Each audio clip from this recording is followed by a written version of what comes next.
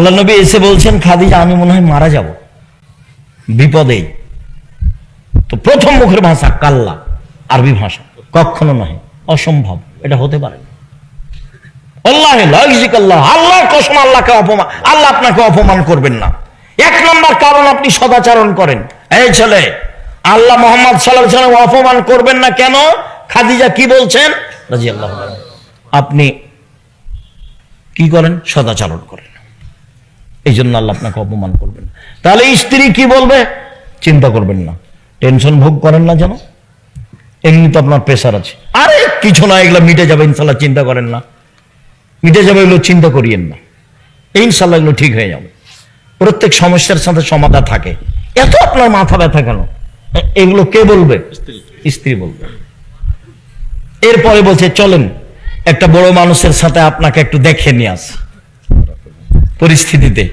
ওরাকে নওয়াফলের কাছে নিয়ে যাবেন, নিয়ে যা বলবেন, চাচা আপনার ভাইয়ের ছেলেকে দেখুন তো, ঘটনা কি?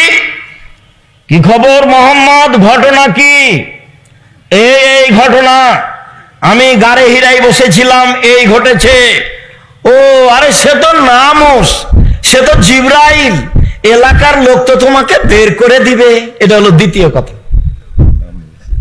প্রথম কথা হলো ও জিবরাইল, দ্বিতীয় কথা কি? এলাকার লোক বের করে দিবে। তখন আল্লাহ রাসূল বলছেন, অমুখে জিয়া, এলাকার লোক আমার বের করে দিবে, এটা হয় কি করে? এলাকার লোক আমার মতো ভদ্র মানুষ জীবনে দেখেনি কোনোদিন, তারা আমাকে আলামিন বলে ডাকে। আমার খালা, ফুফু, চাচি, দাদা, চাচারা আমাকে অন্ধভাবে ভালোবাসে। তখন বলছেন, শোনো মোহাম্মদ, জিবরাইল যার কাছে এসেছে তাকে বের করে দেয়নি এমন পৃথিবীতে ঘটেনি। যত মানুষের কাছে জিবরাইল এসেছে নবীর কাছে, সবকে এলাকা থেকে বের করে দিয়েছে, তোমাকেও দিবে। তবে যদি আমি থাকি তোমার সহযোগিতা করব। বড় মানুষের কাছে নিয়ে এসেছেন কে? খাদিজা, স্ত্রী নিয়ে এসেছে। আপনি আমার দিনী বোন, স্বামীকে হতাশা করবেন না, তার পাশে থাকবেন। আর এক মিনিট, কথা বলছেন নাকি? এই মেয়ে, কথা বলছো কেন? আর এক মিনিট খেয়াল করেন, আপনাকে বলছি। হুদায়বিয়ার যুদ্ধে গেছেন, হুদায়বিয়া সন্ধি করে ফিরে আসছেন, কাবা ঘরে ঢুকবেন না। আরে 1-1.5 কিলোমিটার আছে, তাহলে কাবা ঘর। আল্লাহ রাসূল বলছেন যাব না, ফিরে যাব। তখন উমর বলছেন, আপনি সত্য নবী নন? হ্যাঁ আমি সত্য নবী। ইসলাম ধর্ম সত্য নয়? হ্যাঁ ইসলাম ধর্ম সত্য। আপনি বলেননি কাবা ঘরে ঢুকবো? হ্যাঁ আমি বলেছি কাবা ঘরে ঢুকবো, তবে এবছরই ঢুকবো, এ কথা বলিনি। চুপ। আবু বকর সিদ্দিকের কাছে গিয়ে বলছেন, আবু বকর সিদ্দিক, ইসলাম ধর্ম সত্য ধর্ম নয়? হ্যাঁ সত্য ধর্ম। মুহাম্মদ সত্য নবী নন? হ্যাঁ মুহাম্মদ সত্য নবী। মুহাম্মদ সাল্লাল্লাহু আলাইহি ওয়াসাল্লাম বলেননি যে এবছর কাবা ঘরে ঢুকবো? হ্যাঁ বলেছেন কাবা ঘরে ঢুকবো, তবে এবছরে ঢুকবো, এই কথা বলেননি। আবু বকর সিদ্দিকের কথাতে আর রাসূলের কথাতে একটা অক্ষরের কমবেশ নেই। ফিরে যাবেন না। তখন বলছেন সাহাবীরা, শোনো, গরু জবাই করে দাও, ভিতরে যাব না, মাথা নেড়ে করে দাও। গরু জবাই করে দাও, কুরবানি, মাথা নেড়ে করে দাও, কাবা ঘরে ঢুকবো না। কেউ কুরবানি করে না, সবাই চুপচাপ, ফিরে যেতে চায় না কেউ। তখন আল্লাহ রাসূল বলছেন, উম্মে সালমা, কি করা যায় দেখো তো, খুব বড় বিপদ, কেউ যে কুরবানি করে না, সবাইকে যে কুরবানি করতে বলছি, কেউ যে যায় না। তখন উম্মে সালমা বলছেন, চিন্তা করবেন না, আপনি নিজেরটা করে ফেলুন, দেখা যাক কি হয়। স্ত্রী বলছেন। এবার আল্লাহ রাসূল কি করলেন? নিজেরটা করে ফেললেন। সব সাহাবীরা বের হয়ে সবাই করতে লাগলেন। স্ত্রীর পরামর্শ। সম্মানিত দিনী বোন, আপনার জন্য জান্নাতের সব দরজা খোলা। 1, 5 ওয়াক্ত সালাত। 2, রমজান মাসে রোজা। 3, স্বামীকে মেনে চলা। 4, জেনায় লিপ্ত না হওয়া। 1, 5 ওয়াক্ত সালাত নির্ধারিত সময়ে। পায়ের পাতা দেখা গেলে কোনো সমস্যা নেই। শাড়ি পরে, পেটিকোট ছায়া পরে সালাত আদায়ে কোনো সমস্যা নেই। বুবু যা বলেছে তা ভুল বলেছে। গলা যদি দেখা যায় তাতে সমস্যা নেই। শাড়ি পরে সালাত আদায় করুন, কোনো সমস্যা নেই। শুনুন, 1 5 ওয়াক্ত সালাত, 2 রমজান মাসের সিয়াম রোজা, 3 স্বামীকে মেনে চলা, তিতা লাগলেও মিঠা লাগলেও, 4 জেনায় লিপ্ত না হওয়া। আব্দুর রাজ্জাক সাহেব, দুঃখিত, এখন কান্নাকাটি করি, জেনা একদিন ঘটেছে, চিন্তা করবেন না। আল্লাহর নবী বলছেন, পৃথিবীর মানুষ শোনো, কেউ যদি জেনা বন্ধ করতে পারে আল্লাহ তাকে যে কোনো বিপদ থেকে বাঁচিয়ে দিবেন। মনে পড়ে তোমার বুখারী মুসলিমের হাদিস, ওই যে 3 জন হাঁটছিল, বৃষ্টি আসলো, গর্তের মধ্যে ঢুকে গেল, পাহাড় এসে পাথর এসে মুখের উপরে পড়লো। একজন বলল, বাপ মাকে ভালোবাসি, পাথর সরিয়ে দেন। আল্লাহ বললেন, ঠিক আছে, দিলাম একটু।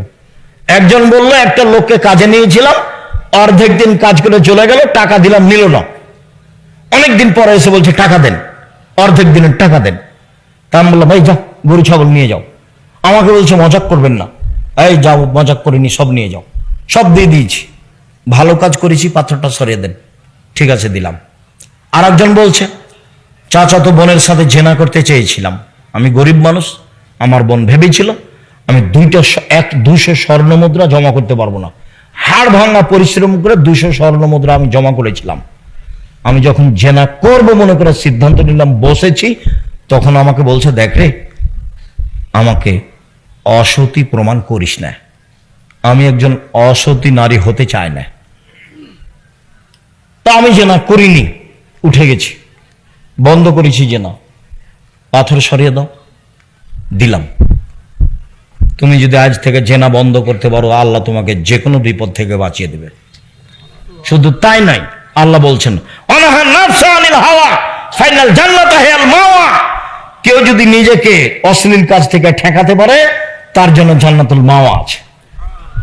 এই ছেলে তোমাকেও বলছি, অশ্লীল কাজ আজ থেকে বন্ধ।